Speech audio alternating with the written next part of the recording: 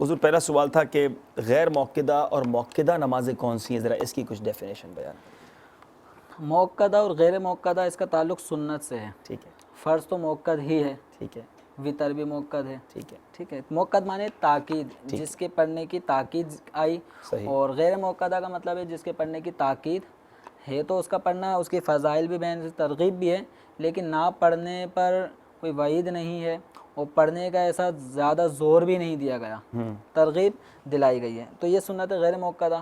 اب نمازوں میں چند سنتیں موقدہ ہیں، چند غیر موقدہ۔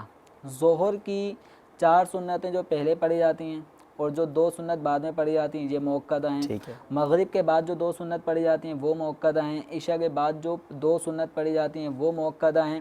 جمعۃ المبارک میں 4 سنتیں جو پہلے کی ہوتی ہیں اور 4 سنتیں جو بعد کی ہوتی ہیں یہ بھی سنتیں موقدہ ہیں۔ فجر کی 2 سنتیں یہ بھی موقدہ ہیں۔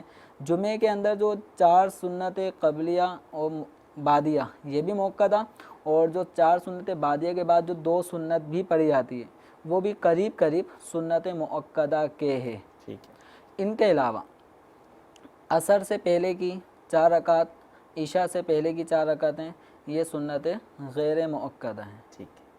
اچھا، یہ لفظ مؤکدہ ہے یا موقدہ ہے؟ کاف کے اوپر زبر ہے، موقدہ، مؤکدہ، اور آپ نے بتایا کہ تاکید کی ہوئی ہے، تاکید، جن اور کی غیر تاکید موقدہ کی کا گئی۔ مطلب یہ ہو گیا اس پہ تاکید نہیں ہے۔ ان کے پڑھنے میں اتنی سختی ٹھیک کہ پڑھنی ہے، ان میں تاکید نہیں ہے، ترغیب ہے۔ ٹھیک ہے، ترغیب تو ہے، لیکن کیا یہ اپنی عادت بنا لینا صحیح ہے کہ غیر موقدہ پڑھنی نہیں ہے؟ کیا فرماتے ہیں، مطلب اس کی کیا کرنا چاہیے، اس میں عادت جو کیا یہ چاہتا ہے کہ نامہ اعمال میں ثواب کم ہو تو بھلے وہ عادت بنا لے، اللہ اللہ، اور جو ثواب کا محتاج ہے جس کو چاہیے کہ اس کے آخرت میں درجات بلند ہوں تو اس کو تو یہ کبھی نہیں چھوڑنی چاہیے۔ کچھ لوگوں کی عادت بن جاتی ہے کہ بس وہ غیر موقدہ پڑھنی نہیں ہے، تو ایسا نہ کریں۔ ہمیں کبھی 17 رکعت والی عشاء بھی پوری پڑھنی چاہیے، اور جو 7 رکعت والی مغرب بھی پوری پڑھنی چاہیے۔ نارملی دیکھا ہے کہ فرض اور سنتیں پڑھ لی اور فارغ ہو گئے، تو ایسا نہیں ہونا چاہیے اور اس کی عادت نہیں بنانی چاہیے۔